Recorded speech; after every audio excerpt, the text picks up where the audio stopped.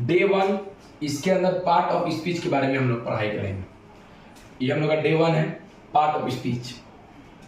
All the English words are divided into 8 groups according to work they do in a sentence.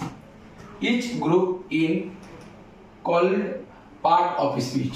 यानी part of speech क्या है इसके बारे में English में यहाँ बताया गया है कि अब इसका हिंदी समझ लीजिए।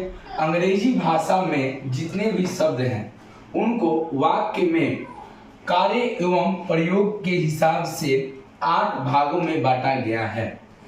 इनमें से प्रत्येक भाग को पार्ट ऑफ स्पीच कहते हैं। समझ में आ गया होगा? यानी जो कार्य और प्रयोग, 2 पॉइंट समझिएगा, कार्य और प्रयोग, ये दोनों के हिसाब से, ठीक है, शब्द को 8 भागों में बांटा गया है। कितने भाग में? 8 भाग में। उसी को क्या कहते हैं? पार्ट ऑफ स्पीच कहते हैं। ठीक है, वर्ड लिखा है, यहाँ पर डिवाइड लिखा है, यानी कि शब्द को बांटा गया है। ठीक है, अकॉर्डिंग उसके 8 ग्रुप में बांटा गया है। ठीक है, अकॉर्डिंग कौन कौन है? पहला नंबर में नाउन है, नाउन जिसको हिंदी में बोलते हैं संज्ञा। दूसरा नंबर में प्रोनाउन है जिसको बोलते हैं सर्वनाम। तीसरा नंबर में एडजेक्टिव है जिसको बोलते हैं विशेषण। चौथा नंबर में वर्ब है जिसको बोलते हैं क्रिया।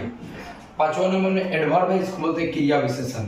छठवां नंबर में प्रीपोजिशन है जो संबंध बोधक अव्यय बोलेंगे, ये 6वां नंबर में है। कंजक्शन जिसको बोलते हैं समुच्चय बोधक अव्यय। ठीक है, फिर 8वां नंबर में क्या है? इंटरजेक्शन, इसको बोलते हैं विषम यादि बोधक अव्यय। यानी ये बताया जा रहा है कि जो पार्ट ऑफ स्पीच है उसको 8 भागों में बांटा गया है कार्य और प्रयोगों के द्वारा। कार्य और प्रयोग को देखते हुए जो पार्ट ऑफ स्पीच है उसको 8 भागों में बांटा गया है, जो कि यहाँ से यहाँ तक है 8। अब हम लोग डे 1 है, अब इसके आगे चलते हैं संज्ञा। इससे पढ़ेंगे संज्ञा के बारे में। तो हम पढ़ेंगे नाउन। नाउन क्या है पहले इंग्लिश में देख लेते हैं, फिर हिंदी में देखेंगे। ठीक है, a noun is the name of a person, place, animal और थिंग्स। यानी किसी व्यक्ति स्थान तथा वस्तु के नाम को संज्ञा कहते हैं। ठीक है, समझ में आ गया होगा? यानी किसी व्यक्ति का नाम हो, ठीक है, वस्तु का नाम हो, स्थान का नाम हो, उसी को क्या कहेंगे? हम लोग संज्ञा कहेंगे। यानी इंग्लिश में इसको हम क्या कहेंगे? A noun is the name of, यानी नाम का बात कर रहा है, पर्सन का बात करेगा, प्लेस का बात करेगा और एनिमल का बात करेगा, उसी को क्या कहेंगे? नाउन कहेंगे। काइंड्स ऑफ नाउन, यानी संज्ञा के प्रकार। संज्ञा के प्रॉपर नाउन यानी व्यक्तिवाचक संज्ञा, इसके अंदर मोहन आएगा। ठीक है, मोहन का व्यक्ति का बात किया जा रहा है। और कॉमन नाउन यानी जातिवाचक संज्ञा, यानी जाति का बात किया जाएगा। जैसे बॉय, बॉय मतलब क्या होता है? लड़का होता है, तो लड़का बोलेंगे तो पूरा लड़का जाति का बात किया जाएगा। ठीक है, कलेक्टिव नाउन यानी समूहवाचक संज्ञा, जैसे आर्मी, आर्मी हो गया, ये क्या है? समूहवाचक संज्ञा का बात किया जाएगा। तो इसी तरह बोलेंगे क्लास, ठीक है, क्लास ये बताएगा, समूह को बताएगा पूरा। ठीक है, मटेरियल नाउन यानी द्रववाचक संज्ञा, इसके अंदर क्या आएगा? मिल्क, मिल्क आएगा। ठीक है, जो द्रव है द्रव में रहेगा। ठीक है, बहने वाला चीज। और एब्स्ट्रैक्ट नाउन यानी भाववाचक संज्ञा, यानी गुड, गुड मतलब क्या होता है? अच्छा, यानी भाव बताएगा। ठीक है, ये एग्जांपल आप लोगों को यहाँ पर बता दिए हैं शॉर्ट में। ठीक है, अब इसके आगे जाएंगे proper noun, common noun, material noun, line by line देखेंगे। ठीक है, तो 1 नंबर हम लोग देखते हैं प्रॉपर नाउन। प्रॉपर नाउन को हिंदी में व्यक्तिवाचक संज्ञा कहते हैं। ठीक है, a proper noun is the name of particular person, animal, place और थिंग। यानी जो प्रॉपर नाउन है उसको हम क्या कहते हैं? अब हिंदी में समझिए। किसी व्यक्ति, स्थान, जानवर या वस्तु के नाम को प्रॉपर नाउन कहते हैं। ठीक है, यानी किसी खास व्यक्ति का बात हो, ठीक है, खास स्थान का बात हो और जानवर का बात हो, ठीक है, या वस्तु का बात हो, उसी को हम क्या कहेंगे? हम बोलेंगे प्रॉपर नाउन। यानी अब इंग्लिश में देख लीजिए, जिसके अंदर पर्सन का बात हो, पर्सन का, एनिमल का बात हो, प्लेस का बात हो, उसी को क्या बोलेंगे? प्रॉपर नाउन कहेंगे। जैसे राम हो गया, श्याम हो गया, इंडियन हो गया, संडे हो गया, ये सब क्या है? प्रॉपर नाउन है। उम्मीद करते हैं आप लोगों को प्रॉपर नाउन समझ में आया होगा। राम, श्याम, इंडियन, संडे, ये सब क्या है? प्रॉपर नाउन है। ठीक है, अब इसके आगे हम चलते हैं। तो देखिए 2 नंबर हम लोग देख लेते हैं कॉमन नाउन। ठीक है। प्रॉपर नाउन देख लिए, अब कॉमन नाउन देखेंगे। कॉमन नाउन मतलब होता है जातिवाचक संज्ञा।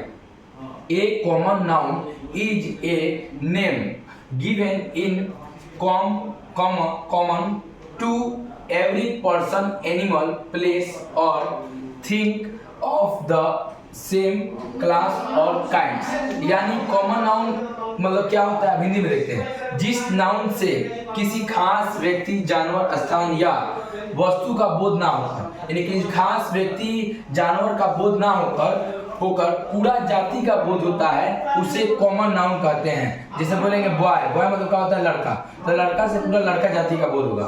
GIL गर्ल, गर्ल मतलब क्या होता है, लड़की, तो लड़की से पूरा जाति का बोध होगा। CAT कैट, कैट मतलब क्या होता है, बिल्ली, तो पूरा बिल्ली जाति का बोध होगा। DOG डॉग, डॉग मतलब क्या होता है, कुत्ता, तो पूरा कुत्ता जाति का बोध होगा। PEN पेन, पेन मतलब क्या होता है, कलम, कलम यानी का पूरा कलम का बोध होगा। बुक का, बुक यानी का पूरा किताब, किताब यानी पूरा किताब का बोध होगा। यानी खास बात नहीं कर रहा है। ये बॉय बोलेंगे तो पूरा बॉय में पूरा लड़का जाति का आएगा, गर्ल में पूरा लड़की जाति आएगी, स्कैट में पूरा बिल्ली आएगी। यही हो गया कॉमन नाउन, समझ लीजिएगा, जातिवाचक संज्ञा। ठीक है, इसके बाद चलते हैं 3 नंबर। तो आइए देखते हैं हम लोग 3 number, collective noun. Collective noun होता है समूहवाचक संज्ञा। A collective noun is the name of a number of persons, a thing taken together and spoken of as one whole। यानी जिस नाउन से एक ही तरह के व्यक्ति या वस्तु का समूह का बोध हो, उसे कलेक्टिव नाउन कहते हैं, यानी कलेक्टिव नाउन कहते हैं, यानी समूहवाचक संज्ञा कहते हैं। जैसे क्लास, क्लास के अंदर पूरा जाति का बोध हो रहा है, पूरा जाति का बोध हो रहा है, एक आदमी का बात नहीं हो रहा है, पूरा आदमी का बात हो रहा है। आर्मी, तो आर्मी के अंदर पूरा उसका जाति का बोध हो रहा है। फैमिली, फैमिली के अंदर एक मेंबर नहीं होता, बहुत सारा लोग होता है, इसीलिए फैमिली यानी परिवार, पूरा जाति का बोध हो रहा है। जिसके अंदर समूह का बात का बोध होगा उसे कलेक्टिव नाउन कहेंगे, जो कि हिंदी में बता दिए और इंग्लिश में भी बता दिए। अब चलिए हम इसके आगे चलते हैं 4 नंबर। देखते हैं 4 number, material noun. Material noun को हिंदी में हम बोलते हैं द्रववाचक संज्ञा। मटेरियल नाउन को हिंदी में हम बोलते हैं द्रववाचक संज्ञा। इंग्लिश देख लीजिए इसका, a material noun is the name of a material substance.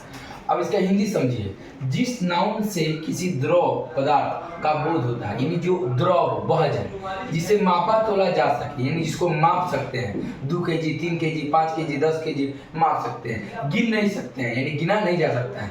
विभिन्न वस्तुओं का निर्माण होता है, यानी अनेक प्रकार की वस्तु का क्या होता है, निर्माण होता है, उसे मटेरियल नाउन कहते हैं। समझ में आ गया होगा, द्रव समझ में आ गया होगा, जो बहे।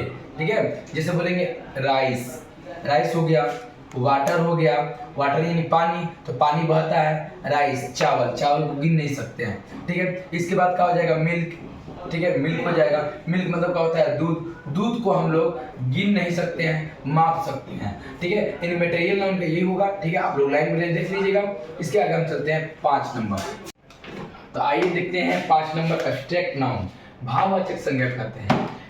ए abstract noun is the name of some quality, state, feeling or idea the will can only think or feeling but cannot see or यानी उस गुण अवस्था, विचार या भाव के नाम को एब्स्ट्रैक्ट नाउन कहते हैं, जिसे देखा या छुआ नहीं जा सके, सिर्फ अनुभव किया जा सकते हैं। यानी उसको हम देख नहीं सकते हैं, ना छू सकते हैं, केवल क्या कर सकते हैं, अनुभव कर सकते हैं।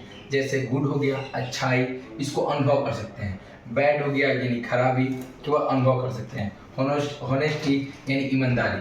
ठीक है, तो ये हम लोग एब्स्ट्रैक्ट नाउन समझ में आ गया होगा, यानी भाववाचक संज्ञा होता है। और ये जो 5 नाउन के प्रकार आपको बताए हैं, वो 5 नाउन के प्रकार आपको समझ में आ गया होगा। इसी के साथ हम लोग का ये नाउन खत्म होगा और इसके अगला डे में हम लोग प्रनाउन के बारे में पढ़ेंगे। ठीक है, इसको लाइन बाय लाइन आप देख लीजिएगा, इंग्लिश भी बता दिए, हिंदी भी बता दिए और एग्जाम्पल भी दे दिए हैं। तो आज के लिए बस इतना ही। डे 2 में हम लोग प्रनाउन के बारे में पढ़ेंगे।